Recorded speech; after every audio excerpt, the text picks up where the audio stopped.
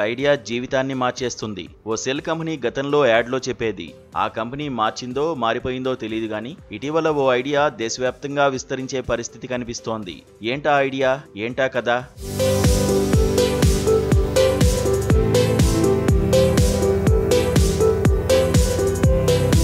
ఇది తిరుపతి జిల్లా నాగలాపురం మండలం టీపీకోట ప్రాథమిక పాఠశాల. తిరుపతి జిల్లాలో ఈ పాఠశాల ఇప్పుడు తెలుగు రాష్ట్రాల్లో చర్చనీయాంశమవుతోంది. తరగతి గదిలో విద్యాబోధనలో నూతన ప్రయోగానికి నాంది పలకడమే అందుకు కారణం. ప్రతి వారి జీవితంలోనూ బ్యాక్ బెంచ్ అనేది ఒక జ్ఞాపకం. అల్లరి చేసే వాళ్లను, సరిగ్గా చదవని విద్యార్థులను వెనుక వరుసలో కూర్చోబెట్టడం జరిగేది. కొందరు అల్లరి చేసేవారు, చదవకుండా వేరే పనులు చేయడానికి అవకాశం వెతుక్కునేవారు కూడా బ్యాక్ బెంచ్ల్లో వారికి వారుగా కూడా వెళ్లి కూర్చునేవారు. రాబోయే రోజుల్లో ఈ బ్యాక్ బెంచ్ మాయమయ్యే పరిస్థితి కనిపిస్తోంది. క్లాస్ రూముల్లో బెంచి వెనకాల బెంచి ఉండడం వల్ల పాఠం చెప్పే ఉపాధ్యాయుల దృష్టి కూడా వారిపై తక్కువగా ఉంటుంది. ఈ విధానానికి స్వస్తి పలుకుతూ నాగులాపురం మండలం టీపీకోట ప్రభుత్వ మోడల్ ప్రాథమిక పాఠశాలలో వినూత్న ప్రయోగం చేశారు. సంప్రదాయ పద్ధతికి భిన్నంగా యు ఆకారంలో బెంచీలను అమర్చి సోమవారం నుంచి విద్యాబోధన చేపట్టారు.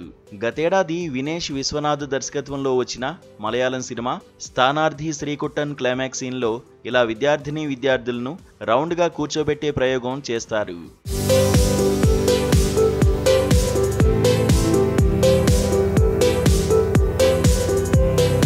దేశంలోనే అక్షరాస్యతలో మొదటి ప్లేస్లో ఉన్న కేరళలో ఆ సినిమా పెద్ద సంచలనంగా మారింది. ఆ సినిమాను స్ఫూర్తిగా తీసుకుని కేరళలోనే కొల్లం జిల్లా రామవిలాసం వెకేషనల్ హయ్యర్ సెకండరీ స్కూల్లో ప్రయోగాత్మకంగా యు ఆకారం బెంచీల విధానాన్ని ప్రారంభించారు. సినిమాను సినిమాగా చూసి వదిలేయకుండా అందులోని మంచిని అమలు చేయడం వార్తల్లోకి వచ్చింది. నిజం చెప్పాలంటే బ్యాక్ బెంచర్స్ ఫ్యాన్స్ కు ఆ వార్త బాగా నచ్చింది. కేరళలోని పాఠశాల అమలు చేసిన విధానాన్ని టీపీకోట ప్రభుత్వ పాఠశాల ఉపాధ్యాయులు ఆదర్శంగా తీసుకున్నారు.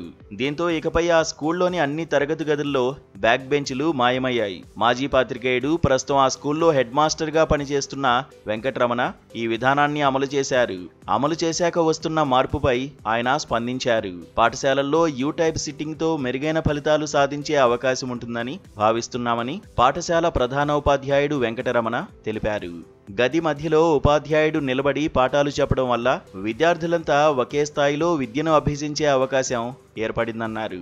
అన్ని వైపులా అందరూ ఫస్ట్ బెంచ్ వారిగా మారిపోయారన్నారు. దీనివల్ల పిల్లల ఏకాగ్రతలో, పాఠాలు వినే తీరులో మార్పు వస్తోందన్నారు. టీచర్లలో కూడా పాఠాలు చెప్పడంపై ఆసక్తి పెరిగిందన్నారు.